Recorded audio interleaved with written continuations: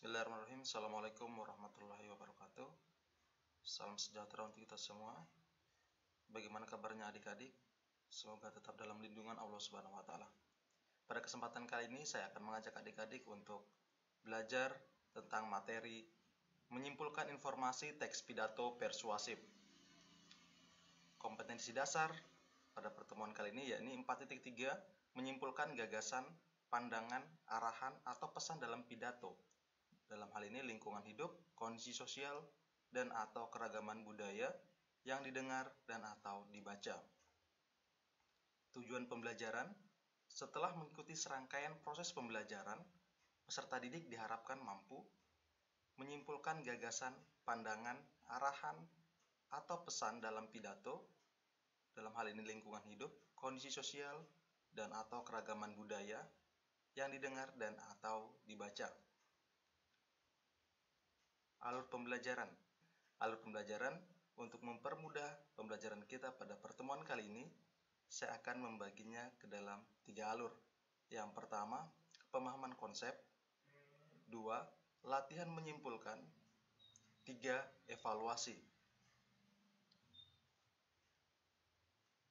Kita masuk alur yang pertama, yakni pemahaman konsep. Sebagai pedoman dalam mencapai tujuan pembelajaran kali ini, dijelaskan dulu kata-kata kunci yang ada pada tujuan. Kata kunci apa yang ada pada tujuan? Ada 4 tadi ya. Yang pertama, gagasan. Gagasan yakni hasil pemikiran dan ide. Yang berikut, pandangan. Pandangan yakni hasil perbuatan memandang, memperhatikan, melihat, dan sebagainya, atau pendapat. 3, arahan. Artinya petunjuk untuk melakukan sesuatu. Berikut pesan, yakni perintah, nasihat, permintaan, amanat yang disampaikan lewat orang lain.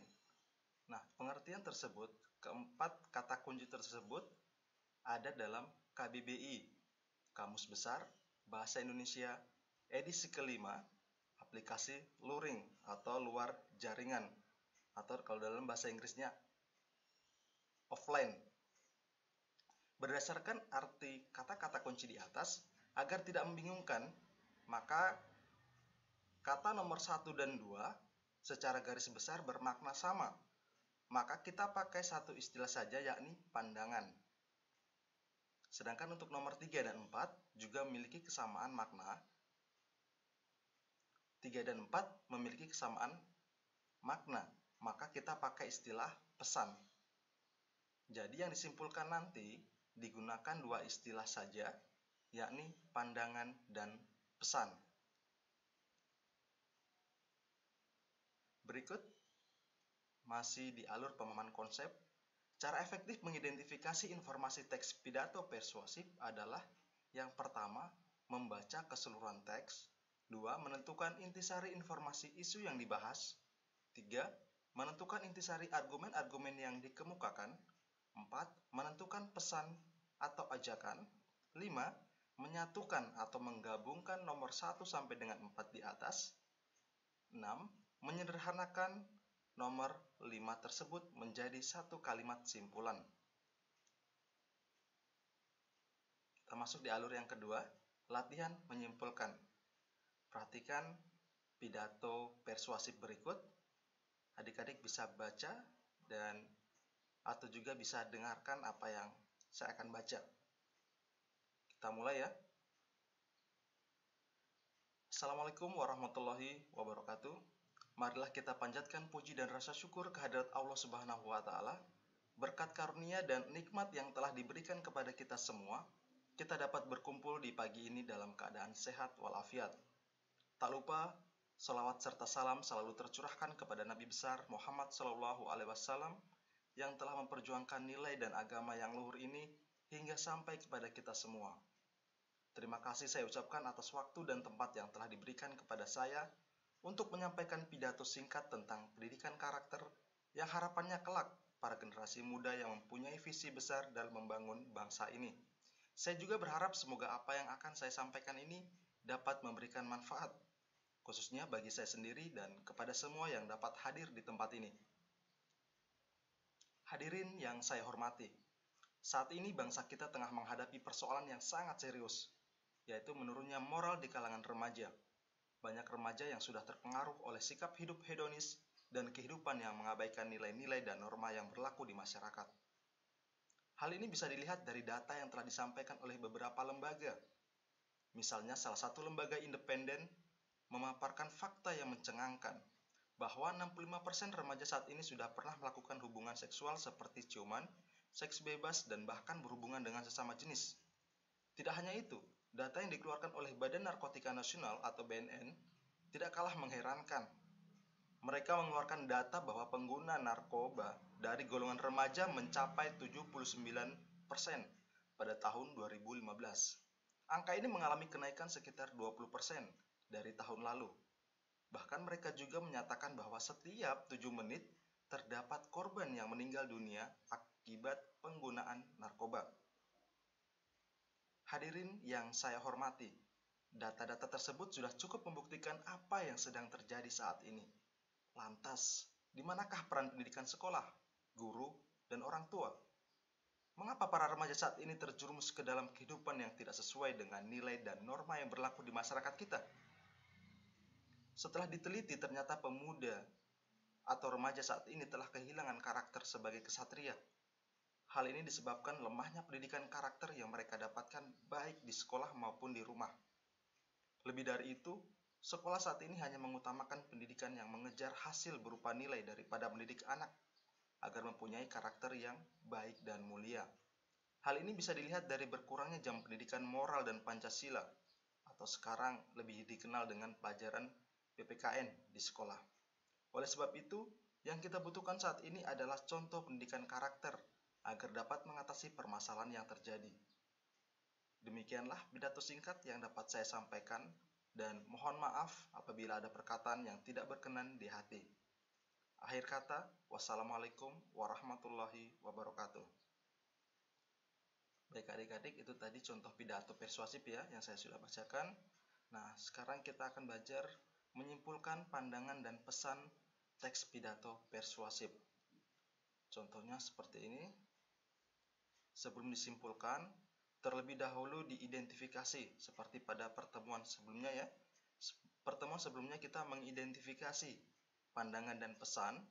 Nah, pertemuan kali ini kita menyimpulkan.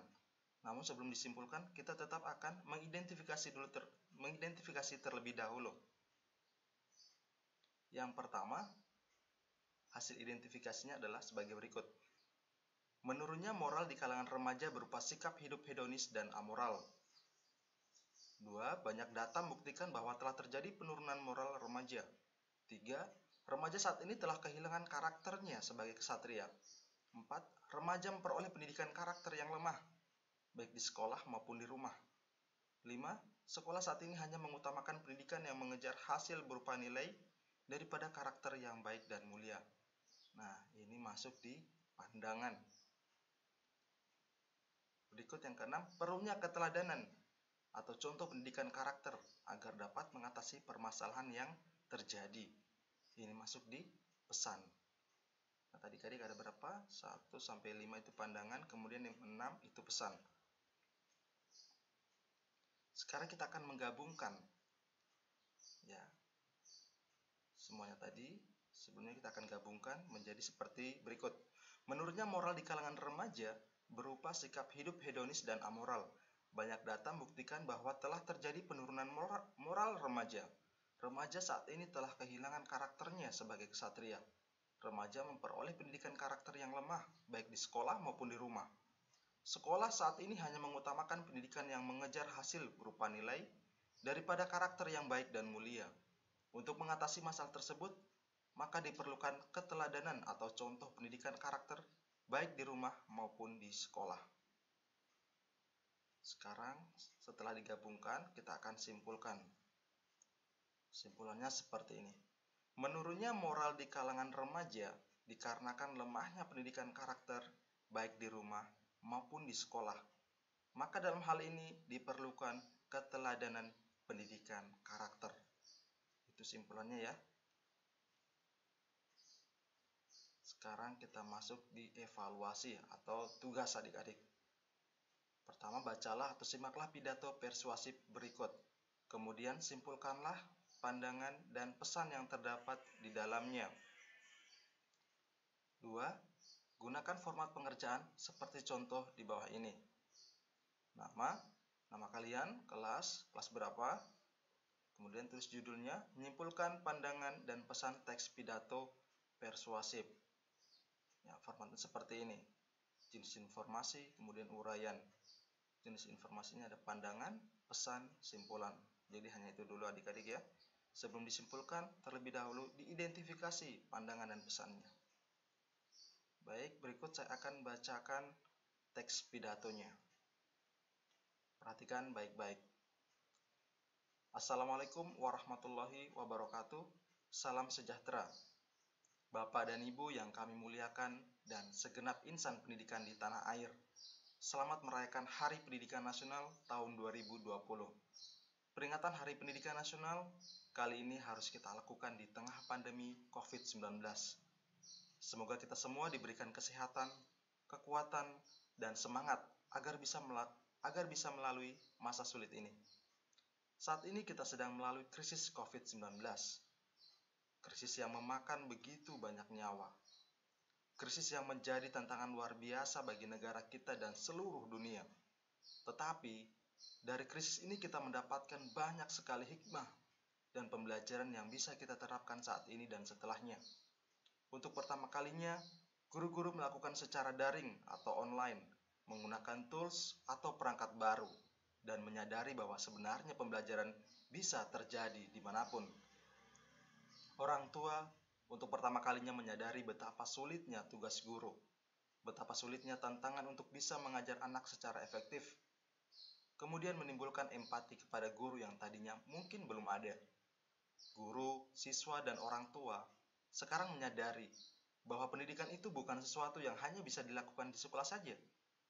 Tetapi pendidikan yang efektif itu membutuhkan kolaborasi yang efektif dari tiga hal ini, guru, siswa, dan orang tua. Tanpa kolaborasi itu, pendidikan yang efektif tidak mungkin terjadi. Bapak dan Ibu yang kami banggakan, kita sebagai masyarakat juga belajar betapa pentingnya kesehatan, betapa pentingnya kebersihan, betapa pentingnya norma-norma kemanusiaan di dalam masyarakat kita. Timbulnya empati, timbulnya solidaritas di tengah masyarakat kita pada saat pandemi COVID-19 ini merupakan suatu pembelajaran yang harus kita kembangkan. Bukan hanya di masa krisis ini, tetapi juga di saat krisis ini telah berlalu. Belajar memang tidak selalu mudah, tetapi inilah saatnya kita berinovasi, saatnya kita melakukan berbagai eksperimen. Inilah saatnya kita mendengarkan dan menjadi bangsa yang lebih baik di masa depan. Terima kasih telah mengikuti anjuran Bapak Presiden untuk selalu menerapkan perilaku hidup bersih dan sehat, serta tetap belajar, bekerja, dan beribadah di rumah saja. Wassalamualaikum warahmatullahi wabarakatuh. Baik adik-adik, demikian materi yang bisa saya sampaikan pada pertemuan kali ini. Akhir kata saya ucapkan terima kasih. Wassalamualaikum warahmatullahi wabarakatuh.